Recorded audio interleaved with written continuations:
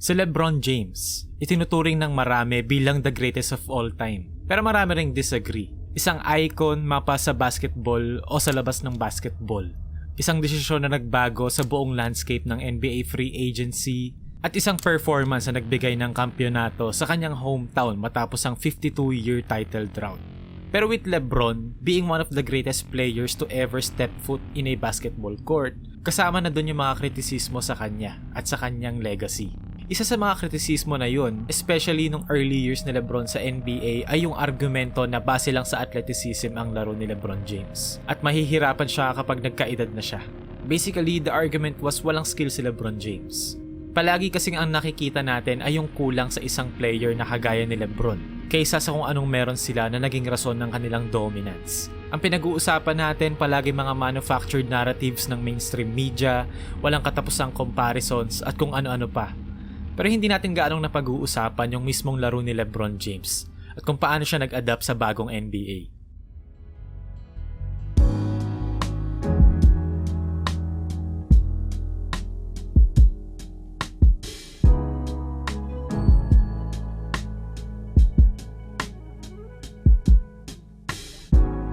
Sa sobrang dominante ni LeBron nung high school, playing for St. Vincent St. Mary, pagkatapos ng junior year niya, he was actually trying to get drafted in the NBA.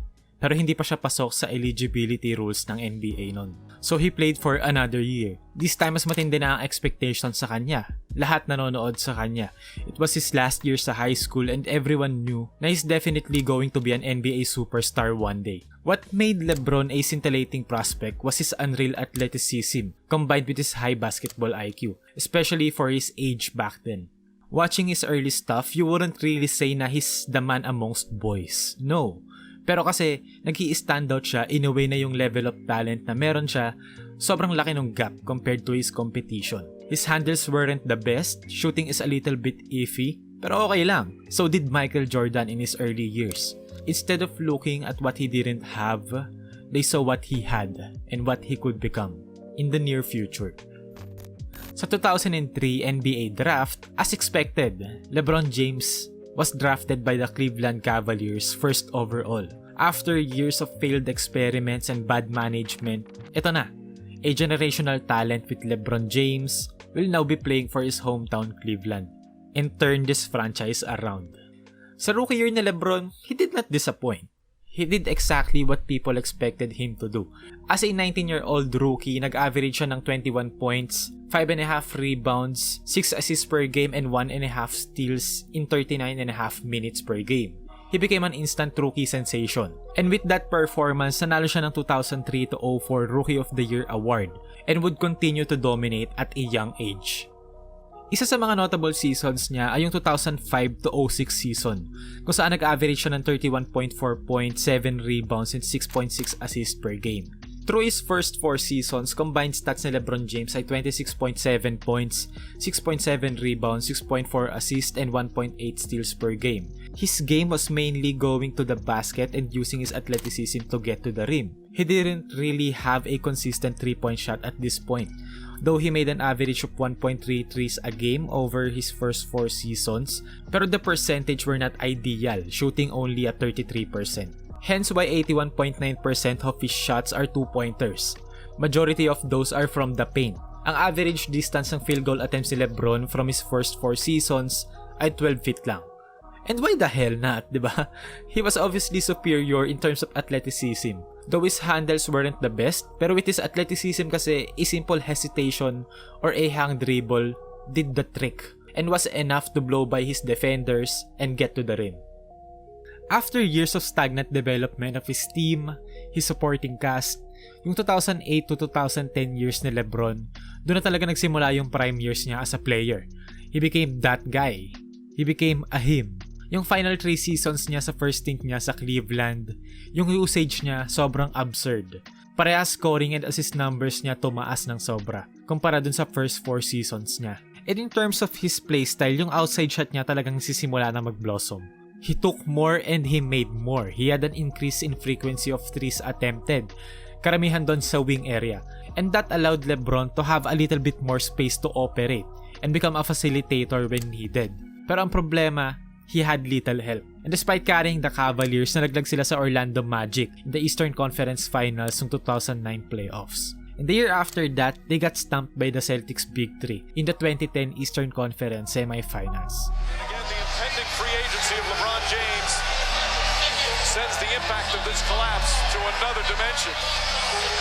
If he leaves, it would be a disaster of enormous proportions to the Cavaliers.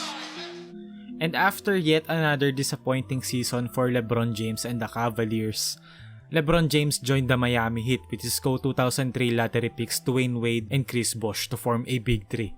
Maraming nagalit at maraming nagulat. From being the NBA's golden boy, ngayon si LeBron James na ang villain sa storya. Pero he accepted the villain role and played yet another impressive season para sa Miami Heat. As expected, his counting numbers dropped. Ganun talaga kapag may kakampi kang dalawang Hall of Famers. Pero what really is impressive ay yung kung paano nagawa ni LeBron mag-coexist with Wade and Bosh.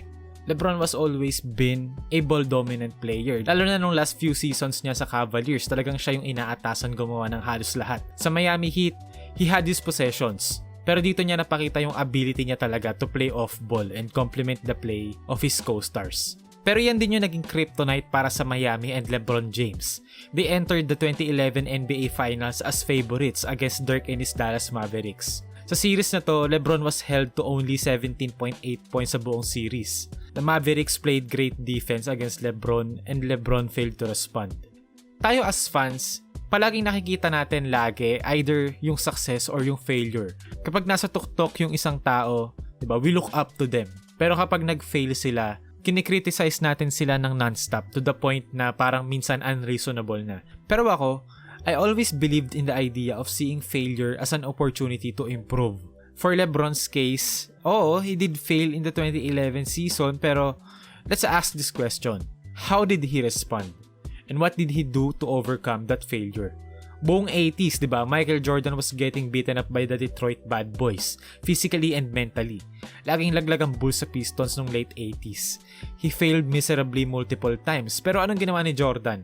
Nagpalaki siya ng katawan and in-improve niya yung overall game niya to the point na kahit anong gawin ng Pistons sa kanya, baliwala. Kasi he's just too good. Going back to LeBron James, after that embarrassing finals loss, tinrabaho niya maging mas creative offensively.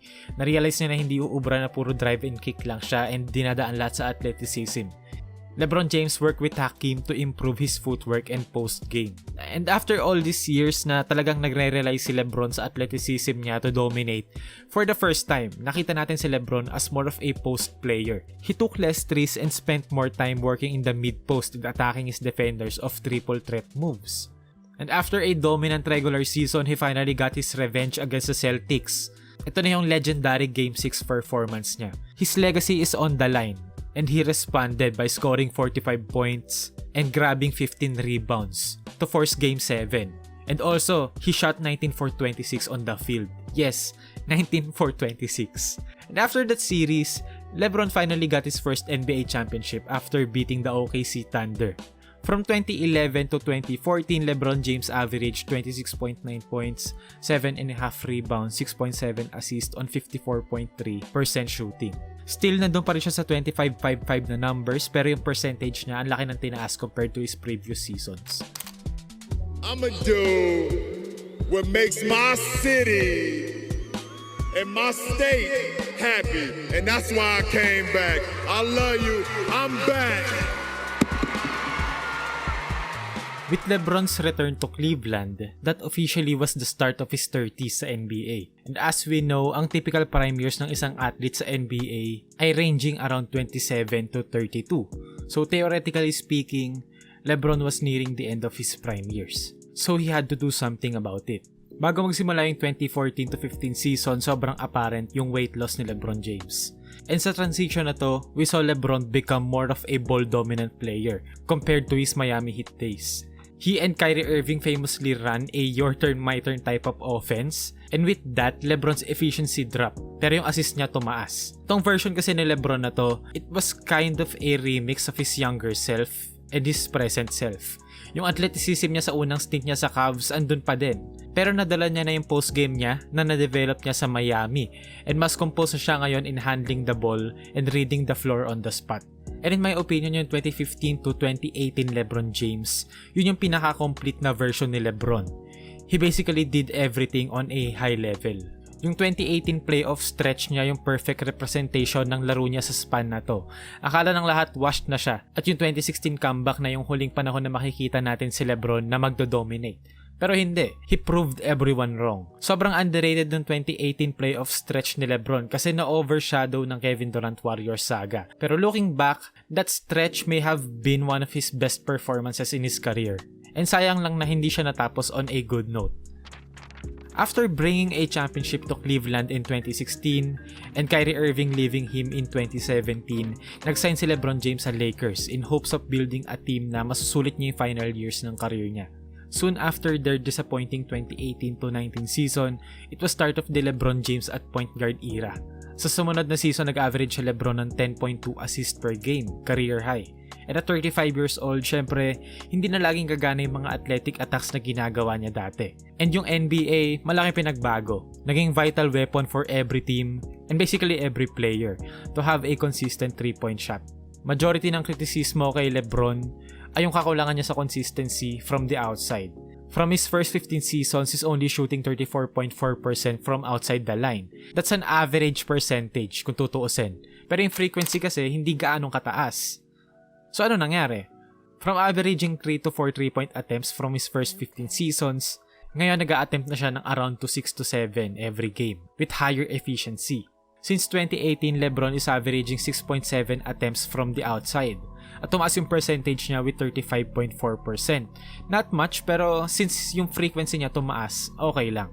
And ngayon 2021 to 22 season, a very weird season to say the least. At 37 years old, you would expect LeBron to dip a little bit in terms of play. Pero konti lang, 'di ba? Kasi si LeBron naman 'yan eh.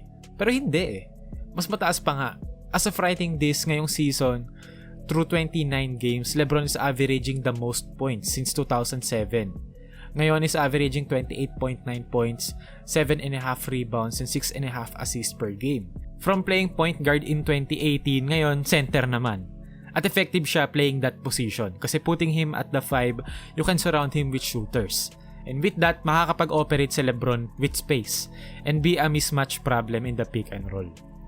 With LeBron nearing the age of 40 and playing like he's 30, ang galing na ng progression niya from his rookie year to today. I've gone to the conclusion na LeBron James is a basketball chameleon. And what do I mean by that? Okay, he came into the league as a teenager na sobrang athletic and has elite playmaking potential. He's already a really good NBA player at that time, pero technically raw pa siya nun. Noong 2000s, it was the final era of grit and grind basketball. Nag-adapt si LeBron to that era and became one of the best players in that era. He used his athleticism and imposed himself physically to gain an advantage over his defenders. Come early 2010s, kung saan nagsisimula ng nauso mga stretch four sa NBA, LeBron adapted to that trend and became one of the best stretch fours in that era. From playing the small forward position ng Miami Heat, kitang-kita natin na talagang nag-transition siya into playing the 4 position. Nag-develop din siya ng solid post game to be effective in the high post kasi hindi nga naman talagang laging huubra yung isolation sa tuktok. And you have to have some sort of bag to score in different ways. And then here comes mid-2010s kung saan nakita natin yung rise ng popularity ng mga point guard sa NBA. Technically, nung 2015 to 18 season, hindi nagpa-point guard si LeBron. Pero we saw him take a leap as the pick and roll playmaker and the primary ball handler for the Cavaliers. And ngayon naman 2020s, panahon ng 3-point shot. Lahat halos na malalakas na team sa NBA ngayon, isa sa mga primary weapon nila ang 3-point shot. And anong ginawa ni LeBron? Nag-adapt siya sa era na to and developed his 3-point shot to the point na meron pa nga nickname yung 3-point shot, yung 𝗵𝗃𝗃𝗃. The thing about LeBron kasi is not the best at a single thing. Pero he's one of the best at everything. And that's what makes him the best.